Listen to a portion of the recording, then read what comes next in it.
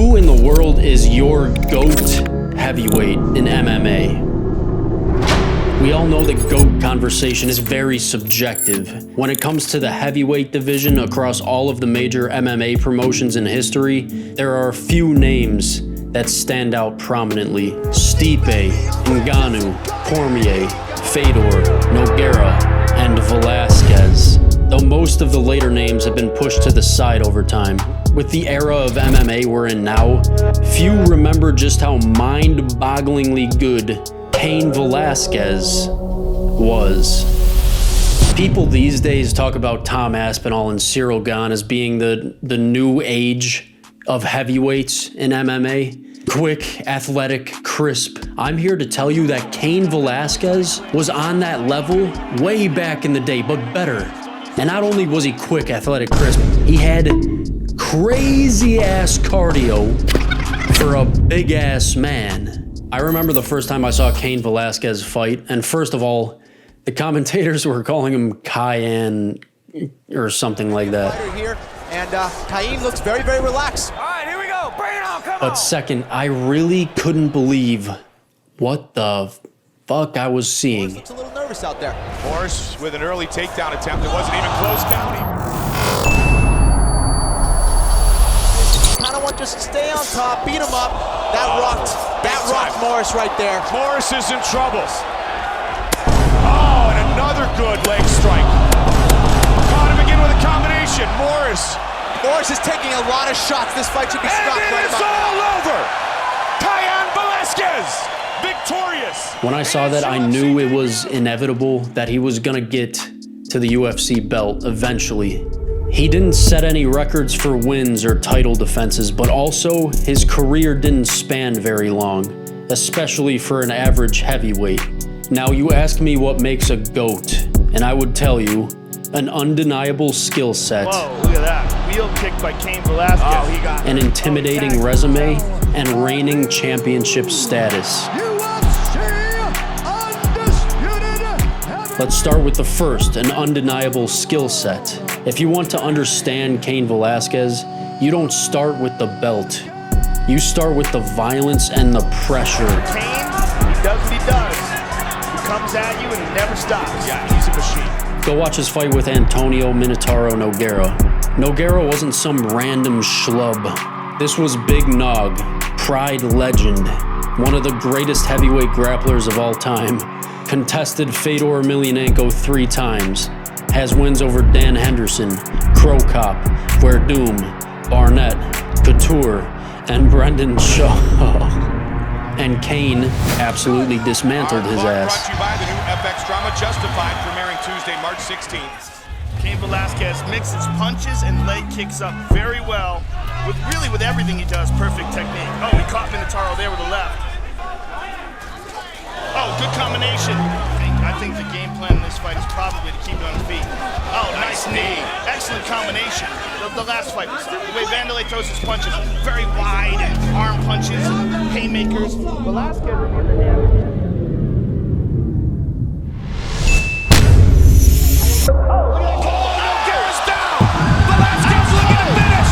It is all over. Wow. Cain Velasquez has knocked out Minotauro Nogueira. Tore his ass right up. He pressured Nogueira like he was fighting for a Street Beefs title. Short shots, no wasted movement, flyweight level efficiency. He wasn't another heavyweight brawler. He was a complete mixed martial artist. Then you look at the Brock Lesnar fight where he won the UFC title. Wow. Wow indeed. Oh my goodness. That's the word, baby. 50 seconds. That's it! It is all over! Is the UFC heavyweight champion! Complete, total domination! And then the first Junior Dos Santos fight.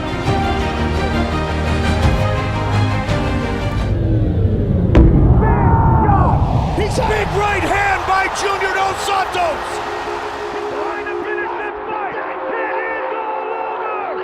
Sorry, scratch that. Nah. Yeah, that can happen at heavyweight. Look at the second fight, because the second fight against JDS is where Cain showed you exactly who he was.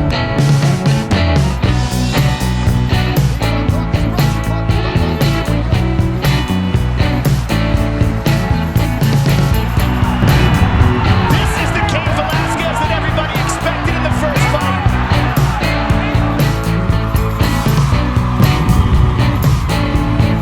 His ability to keep this pace can be very overwhelming and very discouraging.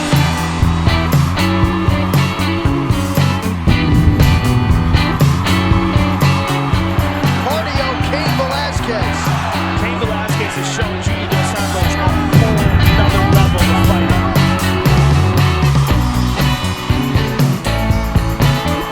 How about the numbers? Velasquez outlanding Dos Santos 165 to 33.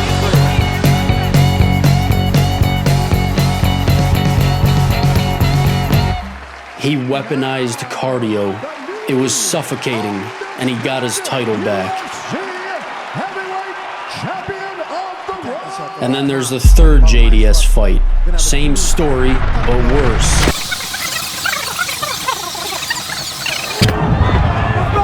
Looking for a guillotine, look at this. Oh, Junior's exhausted. That's it. It is all over! Cain Velasquez remains the UFC heavyweight champion! And JDS was a killer in his prime, knocking everyone out. And Cain made him look like he never stood a chance. That's high-level skill, and he showed that high-level skill against the best talent available at the time. An intimidating resume. If you're gonna be the GOAT, you can't just look good against journeymen. You have to beat the best. Cain wasn't trying to pad his record. He ran through eras. Brock Lesnar, UFC heavyweight champion, WWE superstar, former NCAA champ, massive, explosive, terrifying. He was the draw. He was the attraction. He was the monster. Cain made him panic like a little kid. Big nod. On the chin.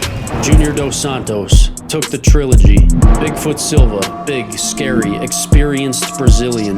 Travis Brown, huge prospect, looked at as being one of the new age heavyweights at the time. Now married to Ronda Rousey. I'm gonna have to apologize to Mr. Brown. He won't be able to eat my ass for a week. Then you have to talk about Daniel Cormier. Cain and Daniel Cormier were longtime training partners, both high-level wrestlers.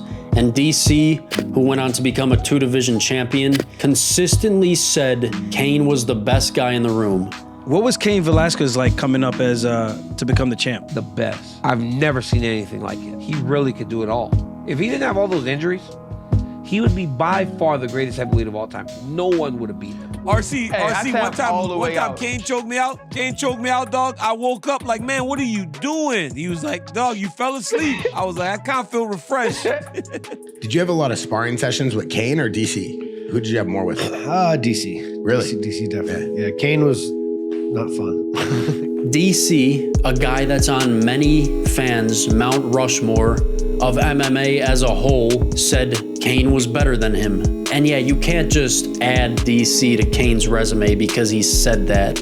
But I think the things that DC spoke about on Cain Velasquez matter in this GOAT conversation. And while Cain wasn't able to fight Fedor, who at the time was highly regarded as a top heavyweight talent, he fought the best in the UFC. And his prime was short due to injuries, surgeries, back problems, knee problems. But that makes what he did in the short window of time even more impressive. His pro career spanned 13 years, and he only had 17 fights. He still managed to reign as champ in the biggest MMA promotion. I think with Cain, what did him in is probably what also brought him to the top, is his mental toughness, because his body started breaking down. He started having all these back injuries. He needed back surgery, multiple back surgeries, shoulder surgery, knee surgery. Everything was getting fucked up. And I think it was getting fucked up because he was working through pain and because he has the ability to tolerate pain that most people don't have. Right. He's just a fucking animal. Reigning championship status. This is where people try to discredit him. He didn't defend it that many times. He wasn't active. Sure, but when he was champion, he felt invincible. He only had one loss in his career up till the belt, and that came from JDS, which he avenged twice over. it felt like the division belonged to Cain Velasquez. 2 defenses against rightful challengers that came via TKO. Then he lost the belt to a juiced-up Fabricio Verdum after a long layoff due to serious injuries. The bottom line is, if you were a heavyweight between 2012 and 2014, you were undoubtedly scared shitless of this freak. I believe Cain Velasquez at his peak was the most complete heavyweight we've ever seen. He moved like a lightweight, wrestled like an Olympian, boxed like a seasoned pro, and had cardio that made other heavyweights question their decision to enter the sport. So when people talk about Tom Aspinall and Cyril Gane as being the new age heavyweights, I chuckle a little bit. And I just always think back to Cain Velasquez, because he was a new age heavyweight back when Obama was president. In his prime, if you picked against Cain Velasquez, you usually felt stupid as hell the second the fight started. And when we're talking GOAT heavyweight, I'm not asking you who had the longest reign. I'm not asking who had the biggest brand or name recognition. I'm asking, at their absolute best, who was the scariest, most complete, most suffocating heavyweight to ever step inside that cage. For me, it's Cain Velasquez. And now I want to know, who's your GOAT heavyweight? All my fans, thank you so much for believing in me. You know, I read all your inspirational stuff on Twitter and everything. This is for you guys. Thank you.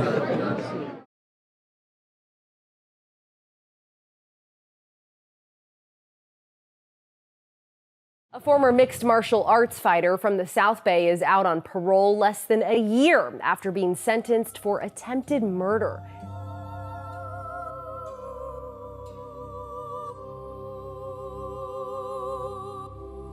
I took the opportunity to be with myself for that time, and it was good and bad, but it was like mainly good, you know? Like, I believe like a lot of people should experience something like that. You know, like have their freedoms like taken away, to appreciate what you have. And it's like the smallest of things that we take for granted.